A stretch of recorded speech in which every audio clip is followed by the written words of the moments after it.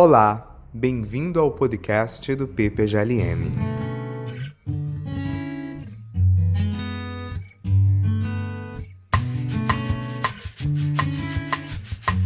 No episódio de hoje, recebemos Verra Chama, doutoranda em filosofia pela Unicamp e professora na Universidade Federal do Amazonas. A Verra foi secretária da Sociedade Hegel Brasileira, fundou e coordena o grupo de estudos sobre representação e participação política da UFAM e tem interesse em temas como teorias do Estado e corporativismo no pensamento alemão no século XIX. Hoje conversaremos com a Verra sobre Estado, sociedade e representação política em Hegel.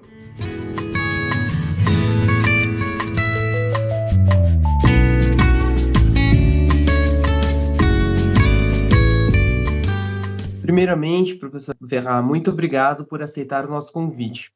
Para começar, poderia falar um pouco para a gente sobre quem foi Hegel e também sobre a sua filosofia política, mais especificamente sobre sua teoria do Estado? Claro, bom, em primeiro lugar, é um prazer estar aqui com vocês e bom dia, boa tarde, boa noite a todos que forem ouvir esse áudio. Bom, o Hegel, ele nasceu num período de extremas transformações na Europa Ocidental, onde ele vivia, e é claro que há diferenças com os dias de hoje, mas ele também, digamos assim, nasceu, cresceu e produziu num período de enormes transformações. Então, eu gosto, um pouco, como faz o Quentin Skinner, assim, de ler os teóricos à luz do contexto histórico, político, social, econômico em que eles viviam. Não que necessariamente a tese vá retratar, a tese desses autores, ou enfim, as teorias que eles desenvolvem vão retratar esses períodos, mas elas são problemas que eles têm, no horizonte e que muitas vezes as suas teorias tentam ou interpretar esses problemas, esses fenômenos, ou dar uma espécie de resposta, de saída para eles. Então, bom, Hegel nasce no final do século XVIII, no sul da Alemanha, e ele tem, em 1770, mais precisamente, e ele tem 19 anos quando eclode a Revolução Francesa, em 1789.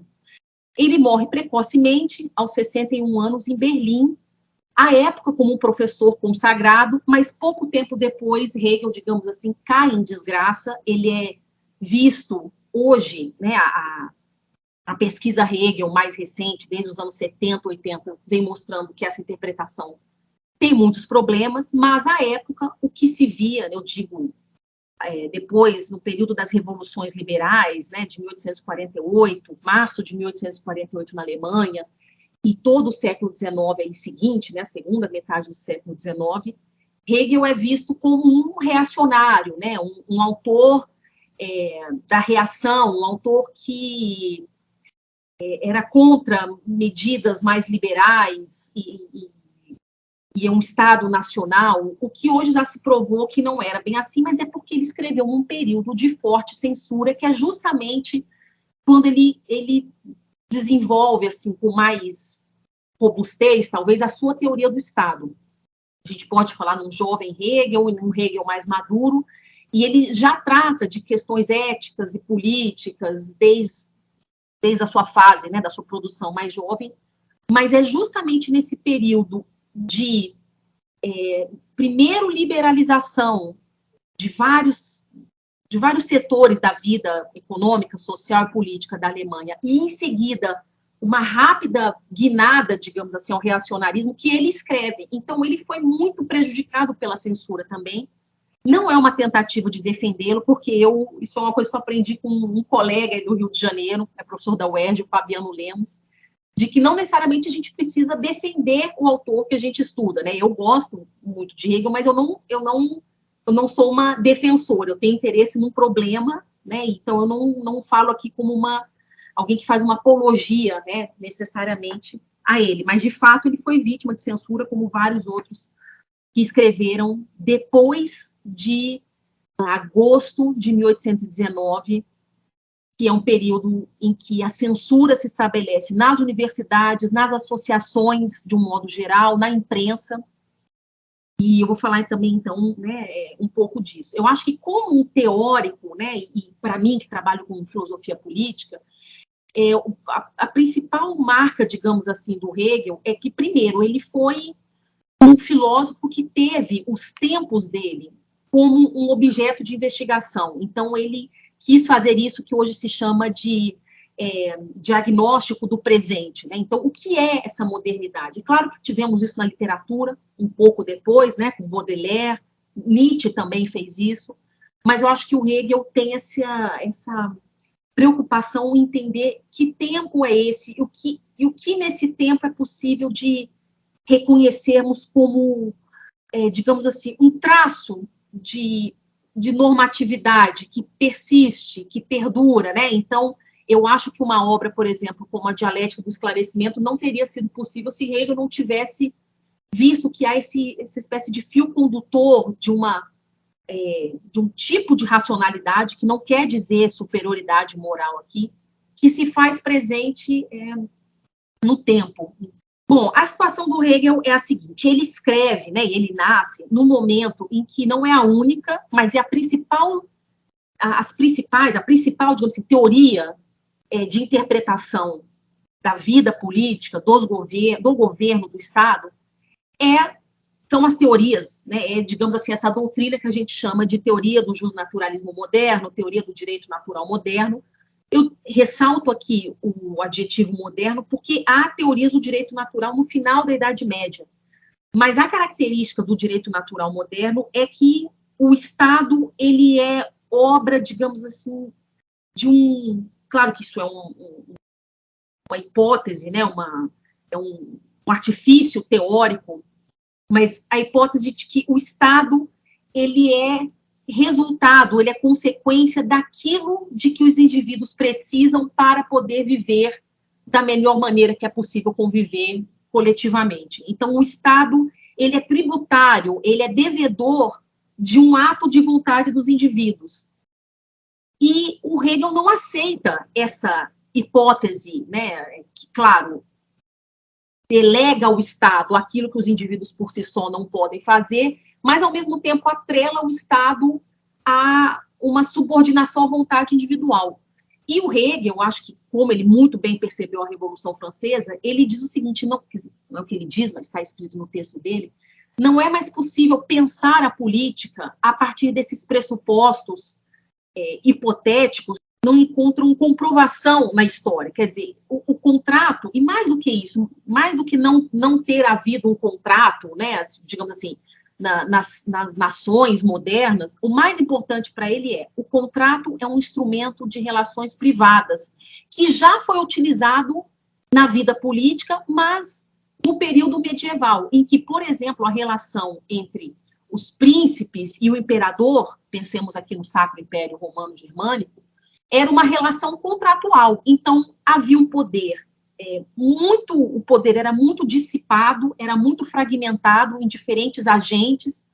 Então, você tinha, por exemplo, quem que cuidava em parte, isso depende muito do local, mas tributação, regulamentação profissional, salário, jornada, eram as corporações de ofício, eram essas organizações em que os indivíduos tinham a sua formação, ainda não era de livre escolha. Então, se você nascia numa família de sapateiros, você, né, o homem, claro, estamos falando aqui dos homens, né, você não tinha uma livre, não havia possibilidade de livre associação. Bom, não quero ser sapateiro, quero ser cervejeiro, não quero ser cervejeiro, quero ser louceiro, não havia isso. Então, havia uma espécie de permanência daquela profissão, daquelas oficinas dentro da família. E quem regulamentava jornada, benefícios, a própria assistência social, se algum artífice se ferisse, morresse, se houvesse casos de doença na família, tudo isso era gerido, era cuidado também pelas corporações de ofício. Não havia uma legislação, diria como há hoje, nem sei se ainda há hoje, né, mas como havia até pouco tempo, de assistência social, de salário mínimo. Bom, isso ainda temos, né? Então, o poder era muito disperso. E as relações entre o imperador, que tinha pouquíssimo poder, e esses príncipes, os príncipes eleitores, enfim, o poder se organizava de outra forma, né? Sobretudo nesses outros organismos políticos que nós ainda não podemos chamar de Estado, no sentido moderno, esse que concentra atribuições e que é gerido, melhor dizendo, de forma profissional, definiu o Weber e tal.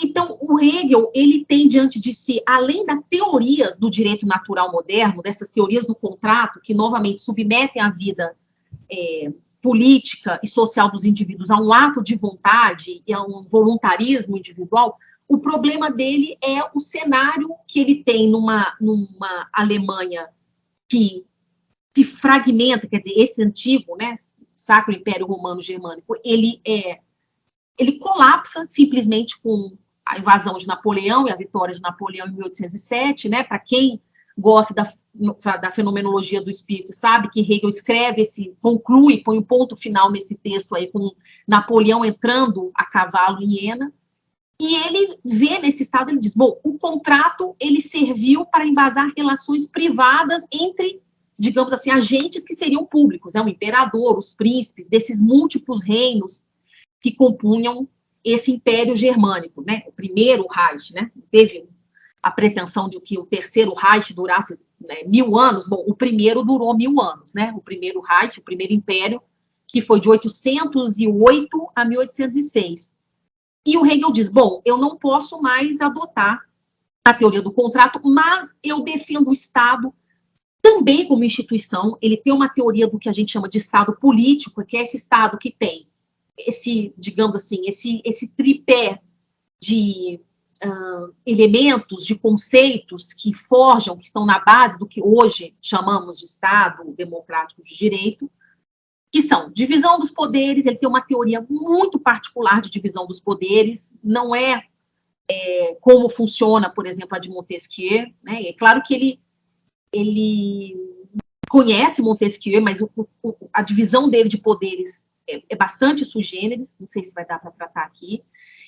O segundo elemento desse tripé, desse Estado político, desse Estado como instituição, é a representação política, né, que é o objeto, digamos assim, do meu interesse mais imediato, e a ideia de constituição. Então, a gente pode dizer que o Estado moderno é essa instituição que se ergue em cima desse tripé. O poder que não pertence mais a um poder que é dividido, representação política como forma de exercício de um poder, quer dizer, uma forma mais legítima do exercício do poder, e a Constituição, quer dizer, existe um regramento, um conjunto de regras que vão ordenar o funcionamento e que vão estabelecer a natureza desse novo organismo político que centraliza em si diferentes funções, cada vez centraliza mais, que é o Estado. Mas antes disso, para Hegel, quer dizer, antes disso eu digo do ponto de vista lógico, né, antes desse Estado político, existe o Estado como um elemento da nossa cultura, que ele vai chamar de Estado ético, que é o quê? O Estado, ele vai dar,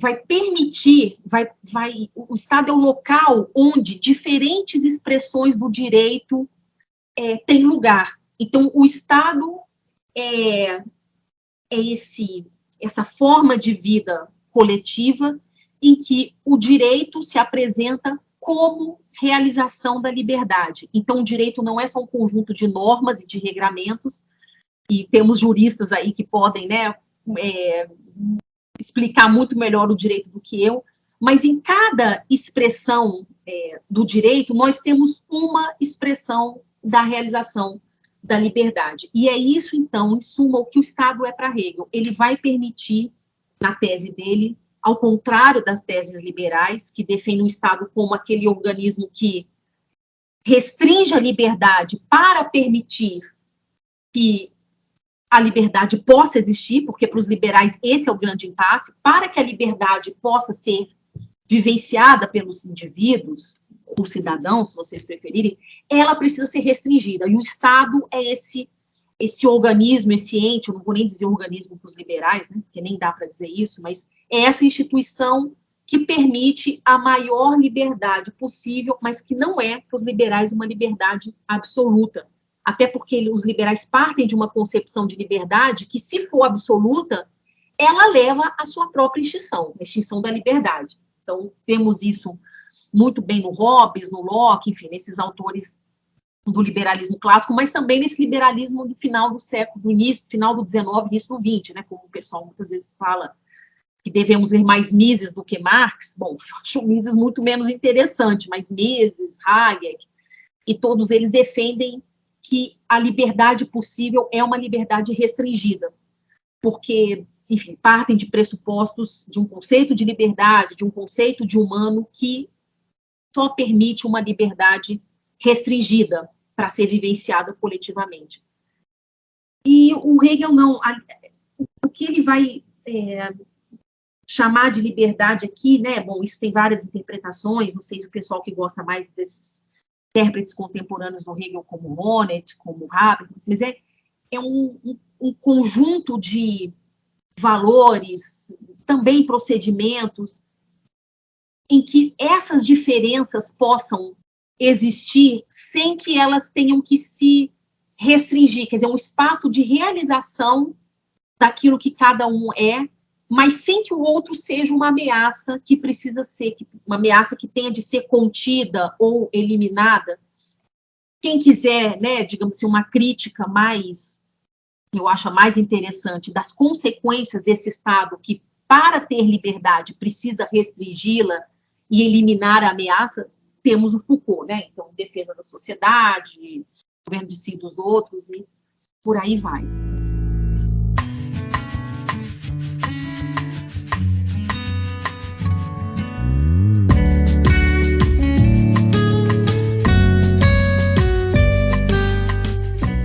O contratualismo encontra alguns limites como teoria capaz de explicar o Estado moderno, pensando o Estado não como restrição, mas como ampliação da liberdade. De qual modo Hegel apresenta uma alternativa ao pensamento liberal contratualista em sua filosofia da história? Sim, bom, essa é, inclusive, a pergunta, a inquietação que me fez estudar Hegel. Eu comecei, né, no meu curso de ciência política muito encantada, porque não quer dizer que eu concordasse, eu achei fascinante essas teorias do justnaturalismo, do direito natural moderno, ou do contratualismo, ou do contrato social, né, como queiram, porque realmente, digamos assim, o que elas têm de fascinante é que elas atribuem ao indivíduo, e vem aí a crítica de Hegel, elas atribuem ao indivíduo direitos, capacidades que seriam, né, supostamente inatas a esse indivíduo. Então, o indivíduo pouco deve ao meio social em que ele existe, até porque esse meio social não é, em grande parte, levado em consideração por essas teorias do contrato social. Tem uma razão para isso, né? A exceção do Locke, uma certa coexistência, convivência dos indivíduos, ela sequer é levada em consideração, porque quanto mais o indivíduo tiver dentro dele, quer dizer, quanto mais o indivíduo for dotado de direitos, de interesses, de capacidades, independentemente do meio social, tanto menos ele deve a esse meio social e ao Estado, em última instância. Então, um exemplo. Se eu tenho direito inato à vida, por exemplo, esse direito é do indivíduo enquanto tal, do ser humano enquanto tal, onde quer que ele nasça, onde quer que ele viva, né? Então, isso inclusive está na nossa Constituição, né? Todo homem ou todo brasileiro tem direito, brasileira, tem direito à vida, à habitação, à saúde, inclusive ao lazer, né? Na nossa Constituição tem isso. O que o Estado faz, a nossa Constituição faz, perdão? Ela assegura isso, que para esses teóricos do contrato social, do direito natural, são direitos inatos, ou seja, são direitos que o Estado não atribui, não concede, que o indivíduo não conquista, são direitos com os quais ele nasce. Eu até brinco, digo que é um indivíduo hipertrofiado, porque ele vem com ele é dotado de várias coisas inatamente, né, de vários atributos aos quais ele não, os quais, melhor dizendo, ele não deve ao Estado. Então, se você faz um indivíduo com você pensa um indivíduo com poucos atributos, tanto mais ele deve à sociedade, ou tanto mais ele os conquista no mundo histórico. Quanto mais você parte de uma metafísica da natureza humana, que é o que os liberais fazem, né, quanto mais a natureza humana é o ponto de partida de uma teoria política, tanto mais esse Estado é um mero cumpridor ou assegurador daquilo que o indivíduo já tem nele. E o Hegel vai dizer, não, se estamos falando de um sujeito de direitos, se estamos falando de um direito de propriedade, que o Hegel defende, se estamos falando numa moral individual, né, bom, espero que ainda tenhamos, né, pelo menos do ponto de vista moral, né, institucional, eu não sei, mas de uma moral, ou seja, cada um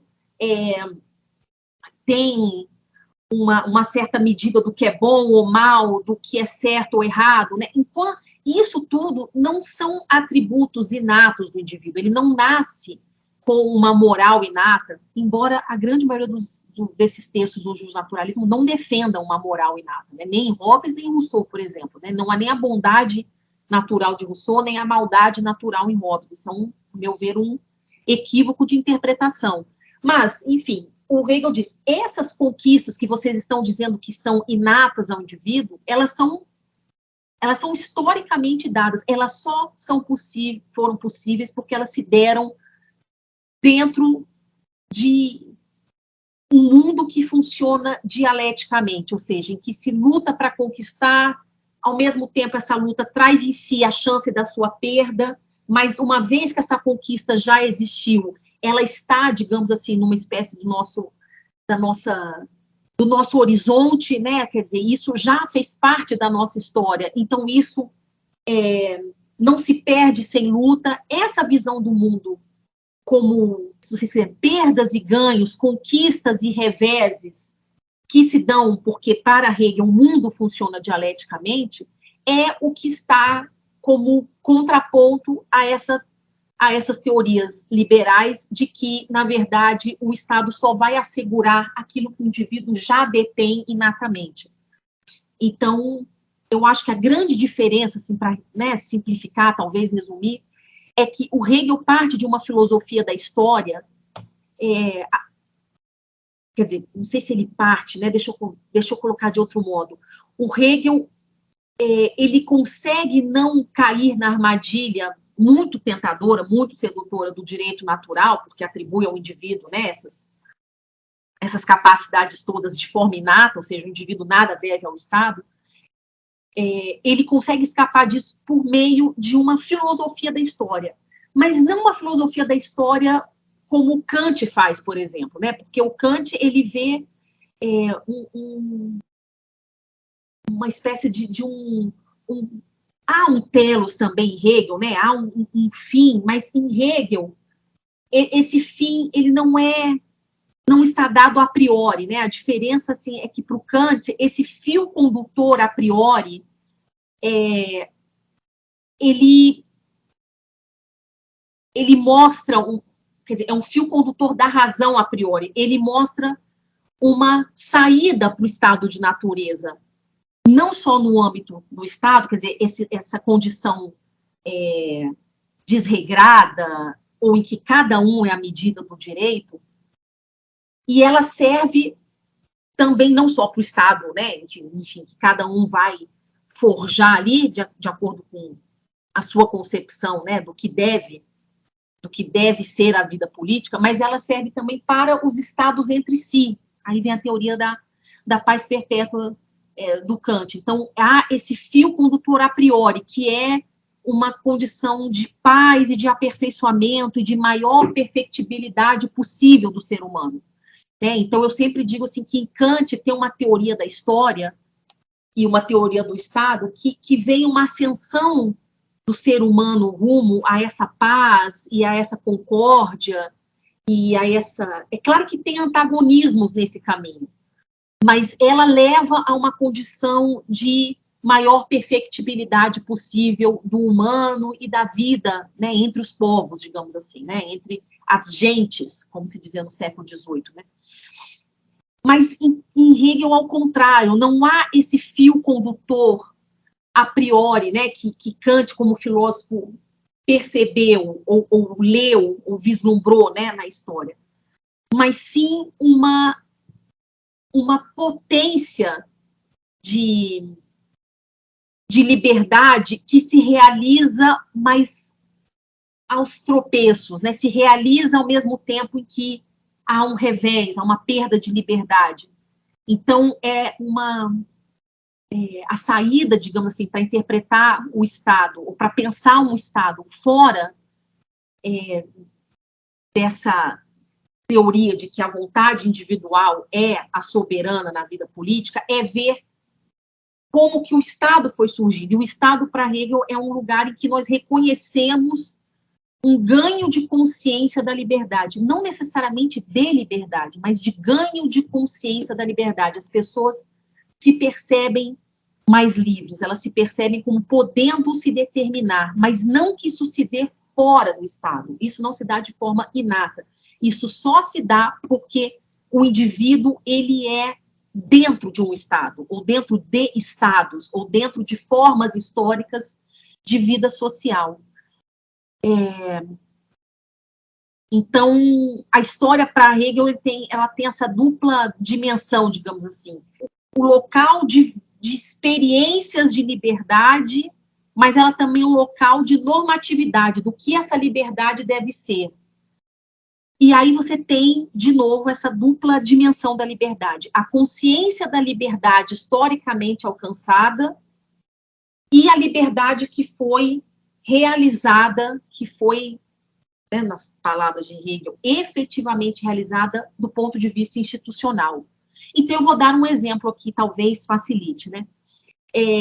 Hoje, as pessoas falam muito em liberdade, é um dos lemas, né, de um dos nossos candidatos, né, à presidência: pátria, família, Deus e liberdade. E eu percebo nas pessoas com quem eu conversei, assim, que elas têm uma ânsia por liberdade. Falta liberdade, elas querem liberdade.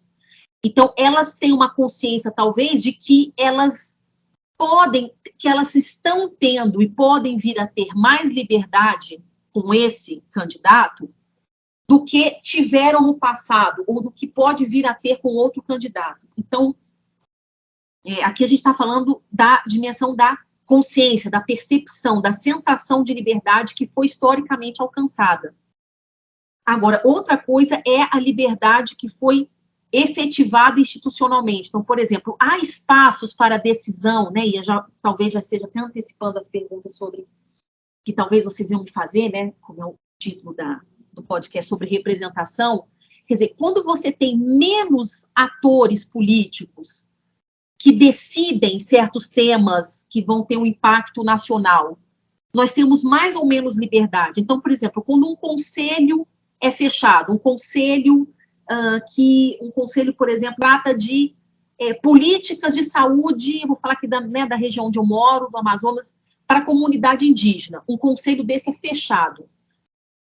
Pode-se haver uma determinada consciência da liberdade, isso é muito, se não individual, isso é muito próprio de cada grupo, né, ou dos grupos sociais existentes, mas do ponto de vista institucional, há mais ou menos liberdade quando, talvez, não sei, né, presidente da FUNAI decide sobre vacinação de indígenas e fecha-se um conselho deliberativo sobre saúde da população ou das populações originárias.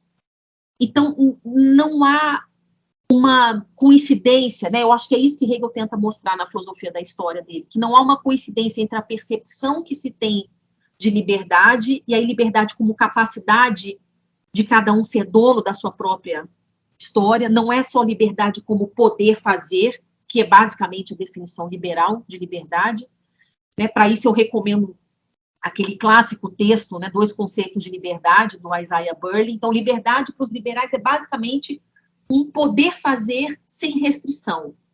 Não é isso que Hegel chama de liberdade, mas ser uma espécie de dono da sua própria história. E aí entram elementos materiais que no liberalismo não estão presentes. Então, por exemplo, né, essa discussão sobre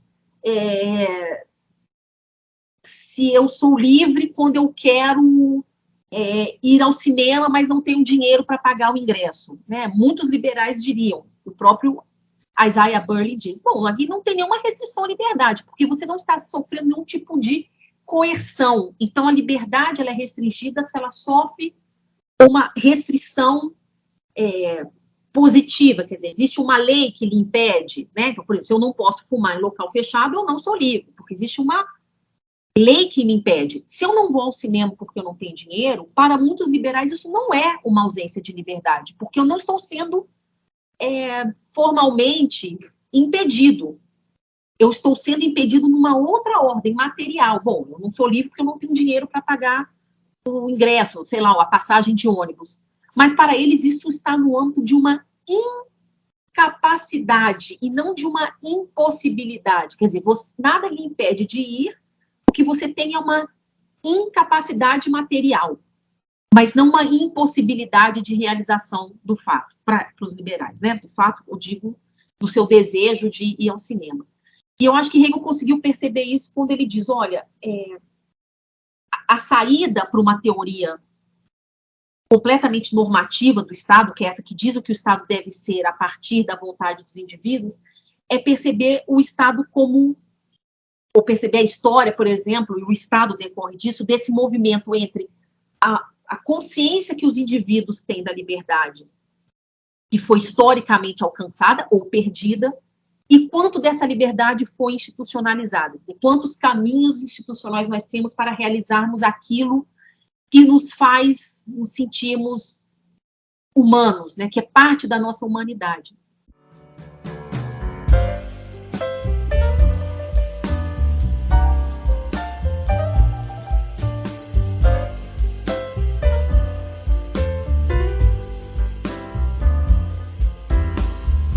Perfeito. Alguns pontos você até já deu uma adiantada, né? Já nos deu aí alguns spoilers, mas vamos lá, professora. Nesse tema de política e sociedade, nós tratamos também do conceito de sociedade civil organizada.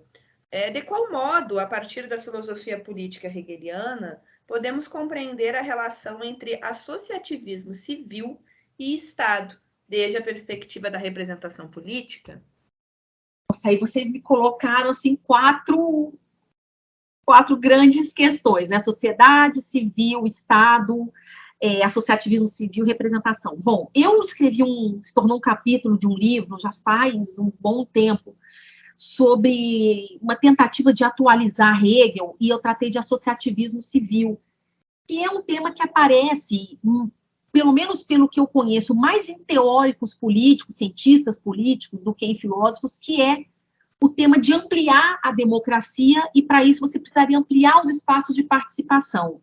E as associações civis, que nós podemos aqui, né, de maneira assim, um pouco frouxa, chamar de entidades sociais, organismos, organizações, grupos, enfim, até movimentos sociais, né? Eu tentei pensar um pouco se era possível atualizar o conceito do final da Idade Média de corporação, que não inclui só aquelas ligadas ao trabalho, né, as corporações de ofício, mas também universidades, a igreja, né? Embora o conceito de corporação seja muito diferente das associações civis, a começar pela ideia de que elas não são pensadas como um corpo, né? Quer dizer, com uma hierarquização, né, e uma estratificação muito rígida. Isso não acontece, em geral, nas associações, né? Mas, sim, existe uma estrutura e uma certa hierarquização. Por isso que eu decidi, né, durante um tempo, estudei um pouco de associativismo civil. Essas associações, por esses, né, teóricos, cientistas políticos, elas são pensadas como um elemento a mais na nossa arquitetura, digamos assim, institucional, né? No caso, são os parlamentos, né? O parlamento municipal, né? Os parlamentos municipais, os estaduais e o federal. Então, para além de partidos políticos, né, representantes eleitos por meio de partidos políticos, esses teóricos pensam assim que essas associações organizadas, né, por exemplo, no caso do Brasil, conselhos gestores, MST, mas também outros grupos, né, MTST, e não precisa ser necessariamente de esquerda, mas grupos organizados, eles teriam meios ou canais de participação legítimos, quer dizer, aceitos pelo Estado, quiçá até promovidos pelo Estado, e permitiria, então, que esses grupos organizados que teriam uma vinculação mais próxima, né, com os cidadãos, a partir de determinados interesses também organizados, levassem essa agenda com mais facilidade, essas agendas, né, com mais facilidade ao Congresso Nacional. E tem um estudo de uma, eu não sei se isso foi publicado como livro ou como artigo, de uma cientista política, hoje ela mora na Alemanha, pelo menos a última informação que eu tive era essa, a Tami Pogrebinski, era professora aí do antigo UPERJ, no Rio, que mostrou que essas conferências nacionais, por exemplo, elas avançaram muito mais a agenda de certos setores, ligados à saúde, sobretudo, ligados à população LGBTQIA+, do que se dependessem, por exemplo, de uma iniciativa parlamentar, né, de um projeto de lei.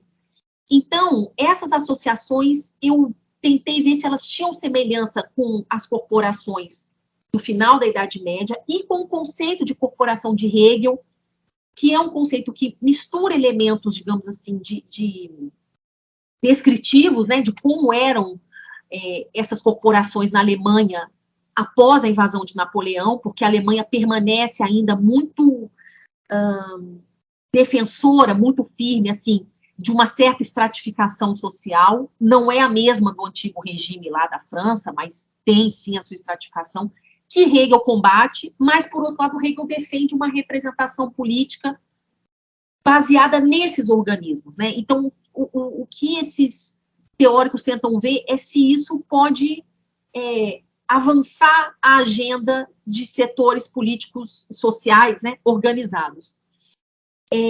Eu acho que hoje, né, para quem gosta de enfim, teorias de grupo, teoria política de grupos, teorias da ação coletiva, etc., o momento que nós estamos vivendo hoje é particularmente ilustrativo disso, porque nós estamos vendo que quem se elegeu é quem estava muito claramente, muito fortemente leal e vinculado a um conjunto de interesses e de valores, né, da sociedade, esse que, a meu ver, né, enfim, embora eu não concorde com esses valores, foram os mais organizados, e eles conseguiram, então, né, fazer com que esses interesses estivessem presentes no parlamento. A ação difusa dos indivíduos, ou quando se tem um ou outro representante, ela é muito pouco produtiva para avançar determinadas agendas, né? E eu acho que esse foi meu interesse quando eu fui estudar associativismo civil, quer dizer, no caso de Hegel, Hegel não pensa uma cooperação entre associação ou associações, né, entidades sociais, digamos assim, em partido político, até porque nem há partido político na época que Hegel escreve, né, ele morre em 1831, então nem podemos falar ainda de partidos políticos, mas já havia, assim, digamos, certos lados, né, já havia lados, já havia interesses organizados, não na forma partido, e o que Hegel entende é que nós, né, não somos indivíduos soltos, desvinculados, voltando, né, que é aquela concepção do indivíduo do liberalismo, né, então nós somos, assim, por isso que até, né, não os liberais, mas os críticos dos liberais falam em atomismo, por exemplo, Charles Taylor, o próprio Honneth, eles falam em atomismo, né, o liberalismo é baseado no atomismo. Não é um termo, de novo, que os liberais usam, né, eles usam a palavra individualismo. Mas o que eles querem dizer é, o indivíduo, ele é pensado como esse autônomo. Qual é a menor forma de unidade autônoma? Para eles, à época, era o átomo. Hoje já sabemos que não é, né? Que até o átomo é um composto de compostos e compostos. Quer dizer, qual seria essa menor unidade autônoma? Né? Não sei nem se é, sei lá, o núcleo ou o elétron, porque esses elementos contêm em si também partes, né, que os compõem. Mas o que Hegel quer dizer é o seguinte, nós não existimos dessa forma. Né? Nós não nos relacionamos apenas para atender a determinados interesses, que é a visão do liberalismo clássico, né? A sociedade, ela é um meio, apenas um meio para a realização de interesses. Então, né, eu falo de um tema que talvez, né, o ouvinte de vocês tenho curiosidade de saber um pouco mais, eu também tenho, né, esse interesse em falar um pouco para outros grupos que não a UFAM, então, isso seria essa sociedade liberal. As pessoas se relacionam, os indivíduos se relacionam porque eles precisam satisfazer interesses e esse é o espaço para isso. Mas o Hegel vai dizer, não é assim que nós existimos. Nós não existimos como unidades autônomas. Nós já nascemos em coletivos, né? Ou nascemos, digamos assim, em coletivos que estão dentro de outros organismos coletivos. Então, o Estado não é este fora de mim, a que eu me oponho, né? E a gente ouve muito isso no discurso das pessoas. O Estado é um elefante branco, ou o Estado... enfim, eu ouvi muitas coisas nesse período de eleição, né? O Estado, ele atrapalha a vida do indivíduo, o Estado é um problema, o Estado tem que ser reduzido, porque o Estado é visto como aquilo que é de fora, como aquilo que me oprime, que me impede, né, de ser quem eu sou, de fazer o que eu quero fazer. E o Hegel vai dizer, mas nós só somos esses indivíduos que reivindicam mais espaço, porque nós vivemos em comunidades, né, social, política, que se misturam, também não há essa separação analítica, né, a sociedade está de um lado, o Estado de outro, tudo isso coexiste, coabita, né, e nós, nesses espaços que vão se abrangendo mutuamente, e se relacionam também, se causam mutuamente, e o Hegel diz, nós não somos esses indivíduos soltos, nós sempre estamos em relação. Nós somos da família filho, ou, sei lá, sobrinho, mãe, pai, né? Nós somos estudantes, professores, trabalhadores, vizinhos, não sei, para quem trabalha, né? Eu sou sei lá, as pessoas têm múltiplos pertencimentos, então elas estão em comunidades, em grupos, em ONGs, e também somos cidadãos, mas a cidadania não é produto de uma decisão, porque eu decidi me submeter a uma ordem que vai me manter em controle, que vai assegurar aquilo que eu mesmo não posso fazer muito bem, né, que é a visão dos liberais. Pelo contrário, eu só posso reivindicar mais liberdade porque eu vivo num estado que me dá alguma, e que não é suficiente, então eu reivindico mais. Quer dizer, nós não poderíamos ser o que somos se esse estado e essa sociedade que nós estamos fossem o que elas são. Então, as próprias demandas que nós temos, elas nascem do fato de vivermos nos ambientes, nesses espaços, nessas formas de vida, né, como diz a Raquel Lieg, que nós vivemos. Representação, acho que eu já falei, né, o Hegel não pensa numa representação compartilhada com o partido político, não é, né, é um anacronismo exigir isso dele, mas ele diz o seguinte, a representação, ela tem, de certa forma, de espelhar esses pertencimentos que os indivíduos possuem na sua vida cotidiana, na sua vida, digamos assim, social. E é o que esses autores né, pelo menos a teoria autores dessas teorias da democracia participativa e que defendem essas associações civis, aquilo que eles falam, né, que nós precisamos de outros elementos para aperfeiçoar a democracia para além dos partidos, e para eles são justamente essas vinculações que nós temos como membros, né? Nós somos membros de uma organização, como vocês aqui do PPGLM, tudo isso são elementos que organizam e, ao mesmo tempo, forjam quem nós somos, os nossos interesses, quer dizer, nós não somos dotados, né? Bom, o liberalismo hoje não é ingênuo a ponto de dizer que nós temos interesses inatos, mas ainda pensa a representação política a partir do indivíduo. Eu acho que o bolsonarismo cresceu, e eu não falo de Bolsonaro, eu falo do bolsonarismo como uma ideologia, ele cresceu justamente porque ele viu que o indivíduo, ele é muito mais realizado enquanto tal quando ele se sente parte, quando ele pertence. E quando ele pertence, ele vota de forma mais coesa. Vou, né, falar aqui de política, não estou defendendo isso de forma alguma, mas foi uma percepção que eu acho que explica, né, o sucesso que eles tiveram nessas eleições. Tá ótimo, acho que foi um bom exemplo mesmo. Mas, seguindo a linha da pergunta anterior, Verra, gostaria de pensar a democracia a partir de dois lugares. Primeiramente, a representação estamental e a participação popular. Fale um pouco para nós sobre como a representação política atomista é um obstáculo à racionalidade institucional. Difícil. Bom, primeiro, se falarmos em representação estamental hoje, já vão, né, nos chamar de anacrônicos, ultrapassados, e talvez com razão. Né? A minha intenção aqui não é, né, quando eu estudei isso no Hegel, não foi defender uma volta, né, a esses recortes sociais que são diferentes de classe, né, assim, porque basicamente, né, se você fala assim, classe social no sentido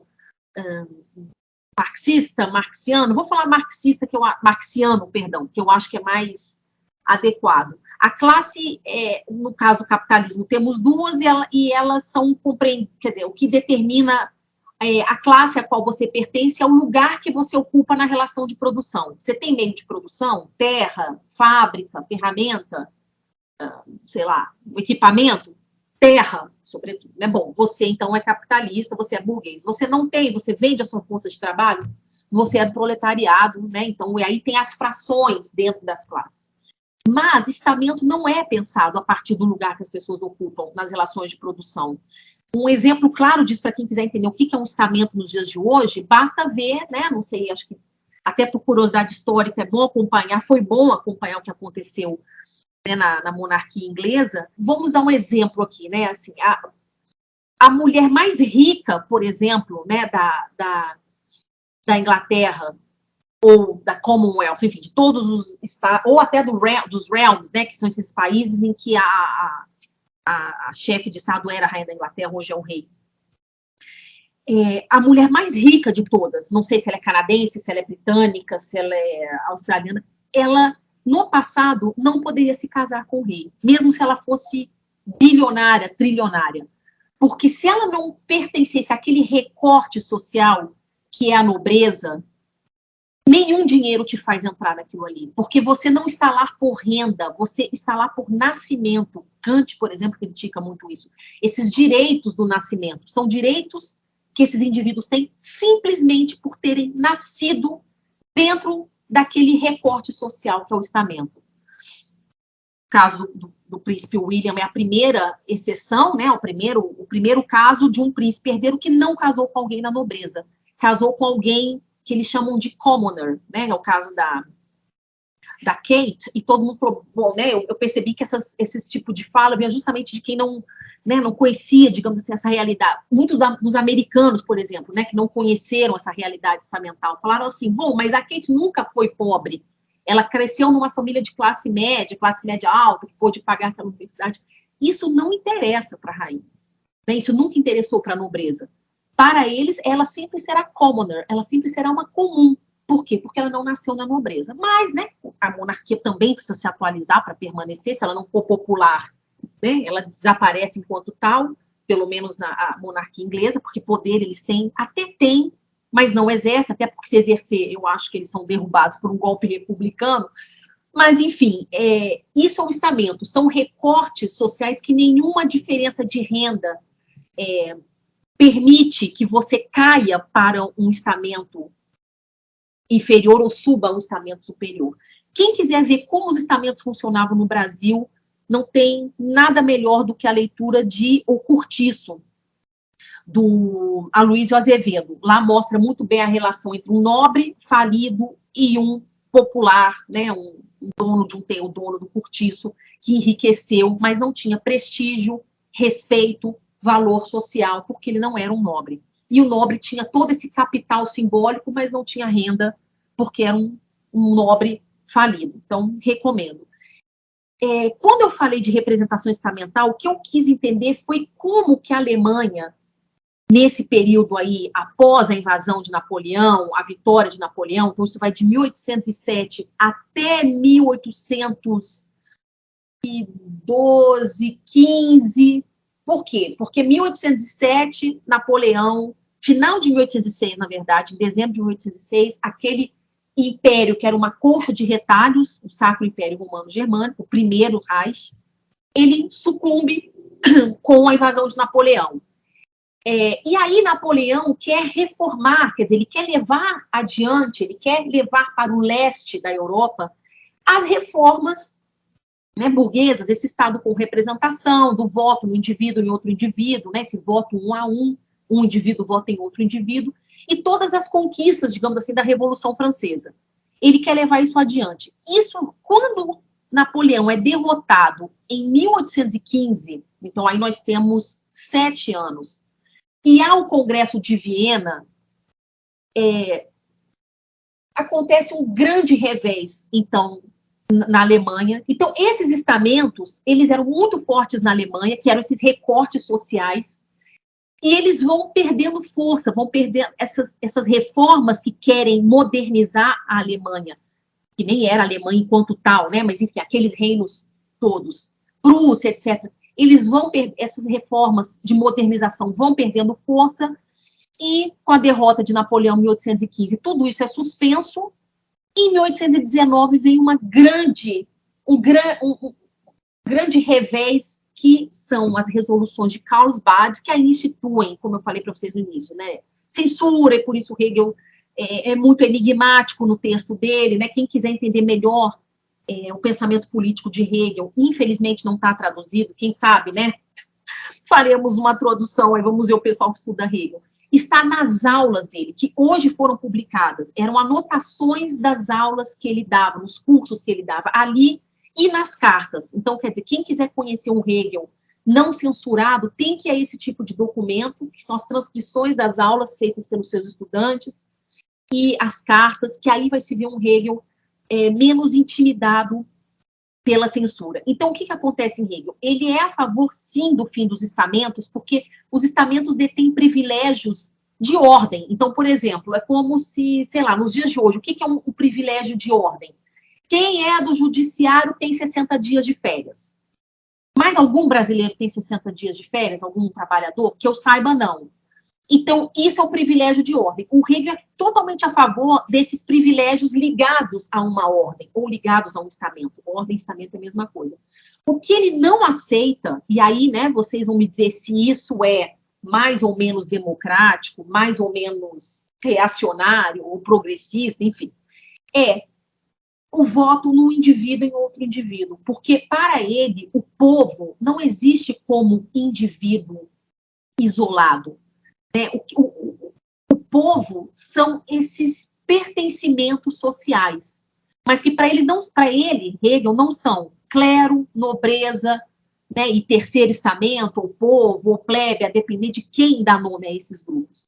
Para eles é o seguinte, para Hegel, né, ele faz uma combinação, ele chama de estamentos, tem uma razão para isso, vou até falar já, mas esses estamentos são uma combinação do que havia no seu tempo e de uma certa normatividade, de como ele acha que deveria ser a organização política, pelo menos do seu tempo. Não dá para dizer que isso valeria hoje, mas valeria em 1819 a 31, né, que foi quando ele viveu. E que estamentos são esses? Aquele ligado à produção agrária, então Hegel tem uma concepção de estamentos ligada ao vínculo profissional, à atividade profissional. Então, o primeiro estamento, eu nem vou falar aqui da posição, né, do lugar lógico que esses estamentos têm, né, acho que não dá tempo, mas o primeiro é o ligado à terra, então seria o agro, né, mas aí tem uma característica das corporações, e isso permanece no pensamento corporativo dos anos 1970, eu já vou falar. Então, o primeiro é o agro, o segundo é o ligado a comércio, serviços, etc. O terceiro são os funcionários do Estado. E aí, né, o que inclui? Não inclui a justiça, mas inclui as universidades e tal. Então, duas questões que eu quero pontuar aqui para quem tem um pouco, né, de interesse nessa área é a época em que Hegel escreve na Alemanha, isso não é nos Estados Unidos, não é na Inglaterra, não é na França, é na Alemanha. A palavra Stand significa tanto estamento quanto classe. Então, não é aquele estamento do État francês que tem que desaparecer e que desapareceu por força da Revolução. Existem estudos que mostram isso, né, semânticos, históricos, que mostram que Hegel poderia estar falando de classes, mas a palavra classe não era usada à época, ela é posterior digamos assim, no debate, no ambiente intelectual alemão. Então, a gente pode chamar de estamento em Hegel, mas talvez também classe. A segunda questão é que quando a gente fala, então ele é um defensor, né, dos grandes fazendeiros, né, que havia, claro, né, imagina, um período em que, sobretudo a Alemanha, mas também a França, eram muito mais rurais do que né, o peso da manufatura era muito menor do que o peso da agricultura, enfim, da produção rural. E isso essa concepção que Hegel tem permaneceu na teoria corporatista das corporações da década de 70 do século passado, 1970, que é o quê? Quando você fala em estamento, no caso dessas teorias da década de 70, 80, quando se fala em corporação agrária, o Hegel tem em mente não só o dono da terra, mas o pequeno proprietário, o camponês, o agricultor, todos os que tiram da terra a sua sobrevivência, a sua subsistência, o seu sustento.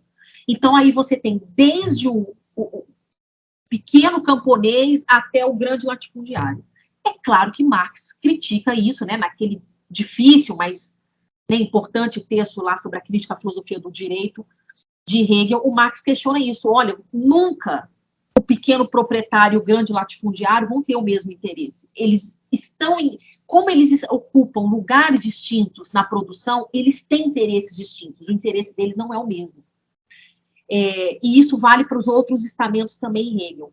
Mas a teoria corporativista, como vocês preferirem, dos anos 70 e 80, agora, né, do século passado, eles defendem mais ou menos a mesma coisa. Eles dizem o seguinte: qual a diferença, por exemplo, de uma corporação e um sindicato, né?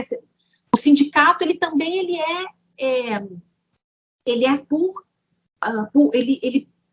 ele se organiza a partir do trabalho que você desempenha, né? Então, você é engenheiro, mas não é o sindicato da empresa toda, só, sei lá, dos engenheiros daquela empresa. E, especialmente Philip Schmitter, que é um teórico do corporatismo, ele diz, não, a corporação, como estamento em Hegel, ele é vertical, ele não é horizontal, ele vai abranger todas as pessoas que estão por exemplo, naquela empresa. Então, seria assim, um sindicato da UFRJ, e não um sindicato dos professores da UFRJ, sindicato dos técnicos e funcionários da UFRJ. Não, isso é próprio de uma sociedade que se pensa e se organiza em classes. Para esses intérpretes, né, não sei, né, Hegel talvez, mas também para esses teóricos do corporativismo, o sindicato da UFRJ, por exemplo, teria que abranger todo mundo, até os terceirizados, quer dizer, desde o professor adjunto, professor titular, sei lá, livre docente, até né, a pessoa que desempenha a função com mais baixa remuneração, né, ou sei lá, com menor qualificação. E essa é a visão que Hegel tem nos seus estamentos. Quer dizer, todo mundo que está ligado àquela fonte né, de riqueza, no caso da terra, o trabalho urbano, qualificado, remunerado, todos eles pertencem àquele estamento. Ou àquela classe, se vocês preferirem. Do ponto de vista de representação, é basicamente isso, assim, se tentarmos né, pensar um Hegel no dia de hoje, ou mesmo que ele propôs à época, como eu não sou eu isolada, né, eu Verhashama isolada, mas eu sou a Verhashama que né, estuda na Unicamp, que é professora na UFAM, mas que morou em tais cidades, e como eu tenho vários pertencimentos e vinculações, eu não posso votar como né, eu não sou um voto. O voto ele tem de ser. Aliás, ele não fala nem em voto, na verdade, né? O que dá a entender no texto dele é que, quer dizer, haveria voto, mas só no segundo estamento, que é a corporação, digamos assim, estamento ligado à produção, que aí é onde tem as corporações, aí é onde tem essas organizações ligadas ao trabalho, mas um trabalho urbano, remunerado, qualificado. E o Hegel vai dizer, bom, aí sim tem eleição, né? Mas nos demais ele dá a entender que não haveria nem eleição, que seriam esses próprios. Eu discuto muito isso na tese, assim, talvez até seja, né, uma tecnicalidade assim boba, mas é porque não dá para entender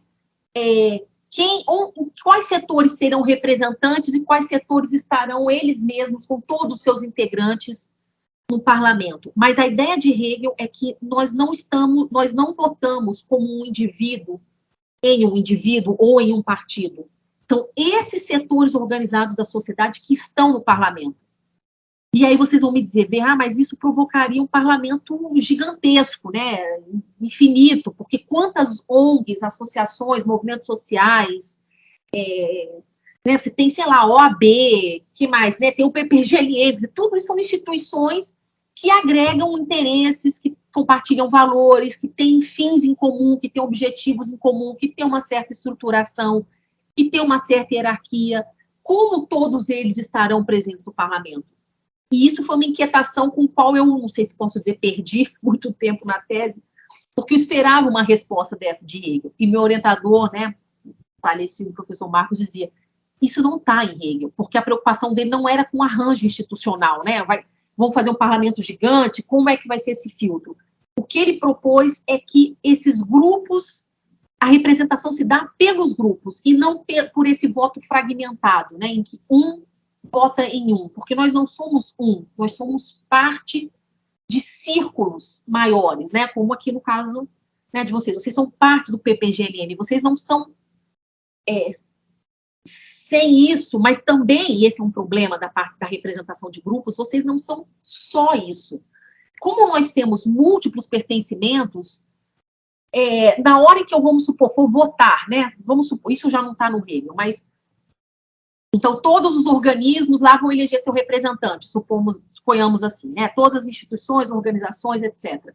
Então, o PPGLM vai eleger seu representante para estar, por exemplo, aí na Câmara Federal. Quem é que estará lá pelo PPGLM? E mais, nós, como cidadãos, podemos estar em mais de um grupo? Eu posso estar, no meu caso aqui particular, né? Eu posso estar na Unicamp, na UFAM, na Sociedade Protetora dos Animais, enfim, sei lá, né, vamos supor, sei lá, na igreja tal. Como é que o indivíduo vai escolher a qual grupo ele se vincula mais? Quer dizer, como que vai ser feita essa escolha?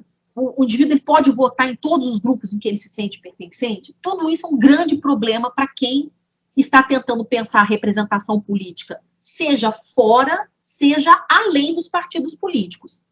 Né? O que nós vimos hoje no Brasil, por exemplo, é isso. A representação, ela se deu, né, em larga medida, com base nessas identidades. Então, identidade, por exemplo, o que eu chamo dessa joint venture, né, que é o bolsonarismo, que abrange evangélicos ou cristãos, né, mais ortodoxos, o agro, os militares e os neoliberais. Então, esse grupo, claro que tem votos que são fora, né, desses 4 grandes grupos, mas eles concentraram um tipo de voto. Esse voto não foi fragmentado. Quem é cristão vota em um, quem é militar vota em outro. Eles concentraram esse voto, assim como o caso, por exemplo, 12 das trans que foram eleitas, né? Eles conseguiram concentrar esse voto. Mas como que faz, né, com os indivíduos sendo essas múltiplas, não vou chamar de determinações, mas vinculações, como que se dará a participação dos indivíduos num processo político que, né, que se for organizado não a partir dos partidos, mas a partir de outra configuração dos interesses, porque os partidos também são grupos de interesse. Mas aí seriam grupos de interesse baseados no trabalho, é o que Hegel propõe, né? Então, a representação política, para ele, é organizada a partir das formas de produção, das formas de trabalho. Tem um trabalho intelectual ligado à vida pública, tem o trabalho ligado à vida urbana, trabalho mais qualificado, o trabalho de natureza... não vamos falar industrial à época, né, mas manufatureira, e o trabalho ligado à terra. Mas isso é uma possibilidade, né, não sei nem se é melhor. A minha intenção não é atualizar o Hegel, né, a forceps, digamos assim, mas pensar assim, se haveria, né, com esse descrédito dos partidos políticos no mundo inteiro, não são só no Brasil, e eu acho que isso também explica, né, a ascensão da extrema-direita no mundo inteiro, né, essa insatisfação com isso que foi pilar do Estado de Direito, né, Constituição, representação, divisão de poderes, né, representação por meio de partidos políticos. A extrema-direita eleita no mundo inteiro está mostrando, olha, não funcionou. Nós estamos aqui oferecendo uma resposta. Eu acho que o problema existe, a resposta deles não é a melhor, mas que resposta nós podemos dar, né? Então, é nisso que eu estou, digamos assim, metida agora, né? Tentar ver se o Hegel, como que pensar essa representação por grupos de interesse que não sejam organizados por partido, mas no caso dele sejam organizados pelo trabalho, podem nos oferecer uma outra alternativa de representação. Porque eu ainda, né, eu acho que eu não terei tempo de falar sobre isso, eu ainda acho que a representação política, com todos os defeitos que ela tem, e ela pode ser aperfeiçoada, ainda é melhor do que abrir mão da representação política e termos isso que se chama de democracia radical, né, essa arena comum em que todos simplesmente manifestam sua vontade, porque eu acho que numa sociedade de massas,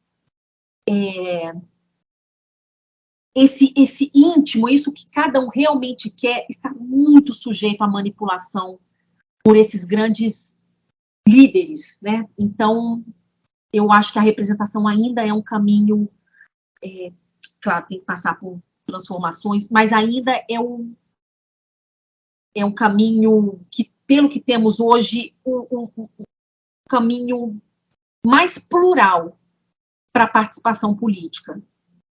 E acho que as urnas no Brasil mostraram que o voto não se dá dessa maneira atomista. As pessoas, elas querem pertencer, elas se sentem mais forte pertencendo, e a agenda delas avança mais forte pertencendo, e eu acho que foi esse pertencimento que mostrou que o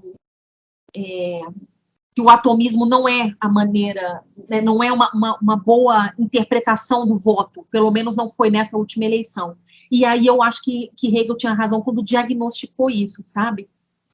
Quando diagnosticou que nós não existimos como nós existimos sempre dentro são essas relações que nos tornam quem nós somos. Você poderia falar para nós, né, um pouquinho mais sobre como a representação política corporativa se contrapõe ao atomismo como fundamento do Estado?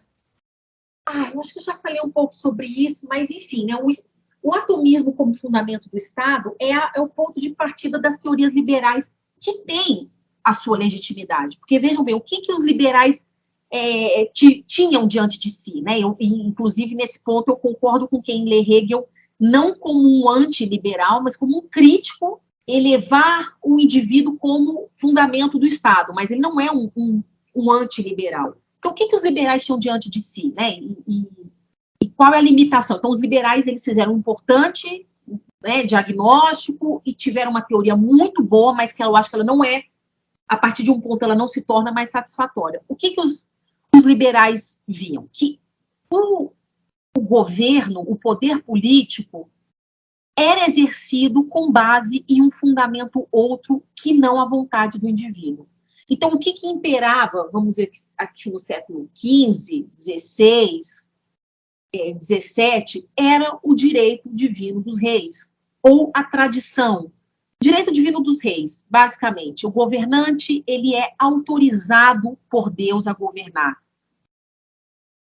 Para nós, isso não se tornou mais estranho, né? Então, ele é uma espécie de, como se diz na Idade Média, de vigário de Deus, um substituto de Deus. O rei é um substituto de Deus.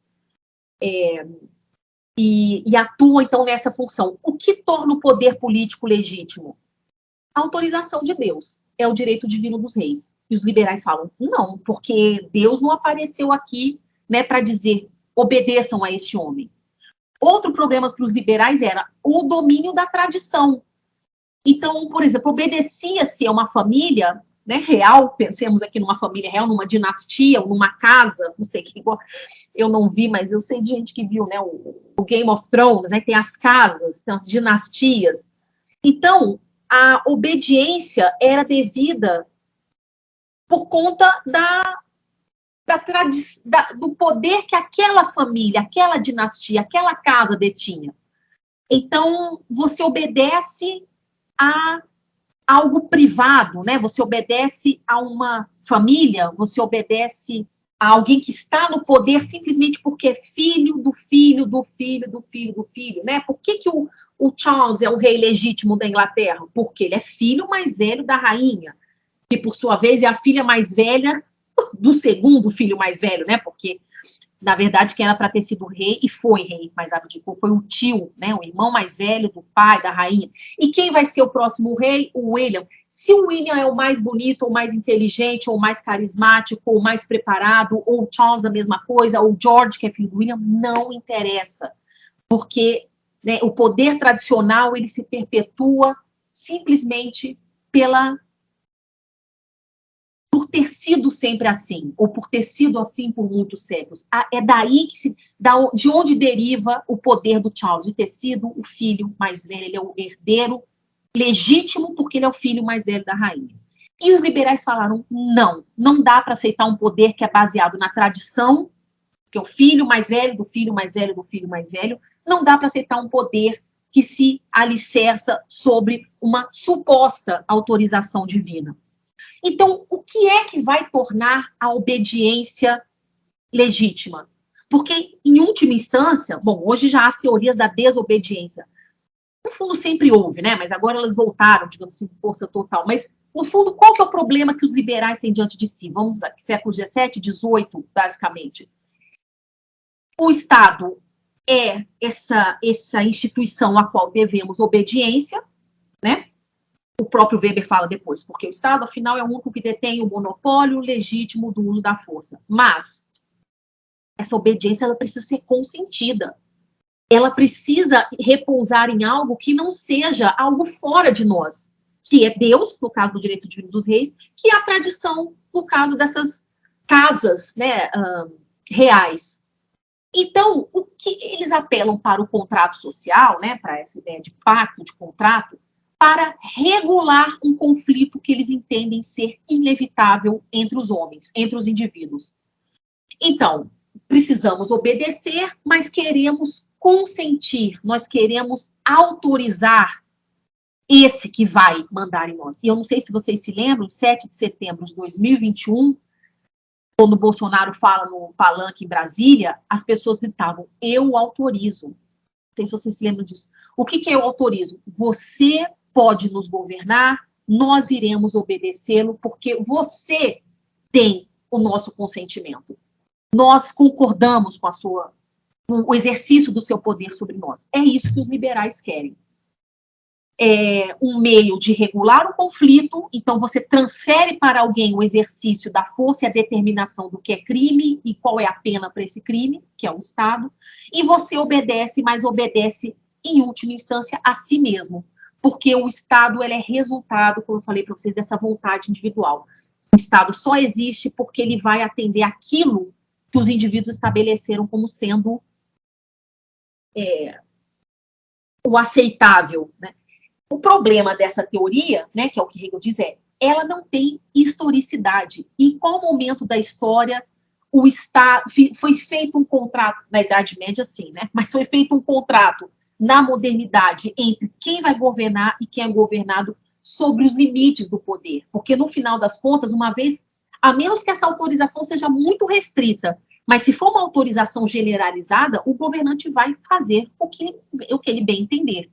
Porque ele está autorizado a governar com os meios que ele achar, né, que ele tem, que ele pode, que ele deve utilizar. Para Hegel, então, o problema não é regular, não é tanto regular o conflito, porque ele não parte de uma condição originária dos indivíduos. Não interessa a ele saber se os indivíduos viviam em paz ou não viviam em paz na sociedade, porque, quer dizer, nem posso falar em sociedade aqui no caso liberais, né? Se os indivíduos viviam em paz ou sem paz, em conflito, mais ou menos, né, suportável, numa condição fora da normatividade, porque os indivíduos sempre viveram sob poderes e sob regras, sejam elas, né, fossem elas mais ou menos legítimas, mais ou menos aceitas. Então, eu não sei se, né, me fugiu a pergunta, mas o que Hegel pensa é o seguinte: quais formas de vida nós podemos sermos aquilo que queremos ser, mas esse querer ser, é claro que existe justiça, existe direito, existe mediação do conflito, mas o Hegel não parte dessa teoria de que os indivíduos, eles têm no outro um obstáculo à sua existência. Isso é próprio de uma concepção, inclusive, mecanicista do indivíduo, né, em que o outro objeto é uma espécie de muro de contenção ao meu movimento. Porque para Hegel não é possível um ser livre se o outro também não é. Quer dizer, isso já está até um pouco, né, na dialética do senhor e do escravo. Se eu não posso ser aquilo que eu sou, me determinar, o fato de que o outro faz ainda é muito limitado. Quer dizer, o fato de que alguém, por exemplo, algumas pessoas conseguem exercer um determinado padrão de consumo, sendo que a maioria não pode. Esse indivíduo não pode falar em liberdade, porque ele vai precisar de cofres, de trancas, de carro blindado, porque ele não vive num ambiente em que isso é possível para outros. Então, ele até exerce uma dimensão disso que ele, digamos assim, ele quer, né, vamos chamar isso de querer, mas enquanto ele vive num ambiente onde isso é impedido aos outros, ele também não consegue. Para Hegel, nós sempre estamos em relações e em vínculos. Então, nós sempre pertencemos a uma organização, um grupo, um clube. A diferença do Hegel para os dias de hoje é que em Hegel o trabalho detém, digamos assim, a centralidade desse pertencimento do indivíduo e, por consequência, na formação da sua identidade, né? Eu fiz uma pesquisa de campo com alguns alunos aqui, e alguns deles foram trabalhar, por exemplo, com policiais da Rocan, enfim, povos indígenas. Foi uma pesquisa até um pouco grande. E esse pessoal da Rocan, assim, o valor que eles atribuem a si é por conta da corporação a qual eles estão ligados. Inclusive, eles se chamam de corporação, né? Você vê como o pertencimento aos grupos atuam na formação do indivíduo, ao mesmo tempo que os indivíduos contribuem para que aqueles grupos sejam o que eles são. Então, o que Hegel diz é isso: a representação ela precisa se dar a partir desses círculos de pertencimento. Porque o indivíduo não é esse um autônomo. E, de novo, eu acho que a nossa eleição mostrou muito isso, né? Se fôssemos um autônomo, talvez não tivéssemos votos tão concentrados nisso que eu estou chamando, né, de joint venture, que é o coração, o cerne do bolsonarismo.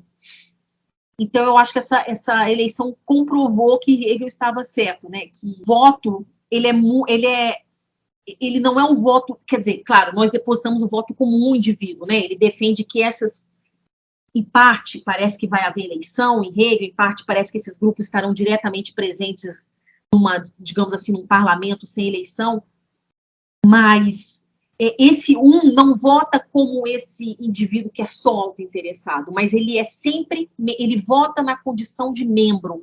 Ele é cidadão porque ele também é membro. Então, você não separa do indivíduo a sua condição de membro no exercício da cidadania. Membro desses grupos, quaisquer que sejam eles, né?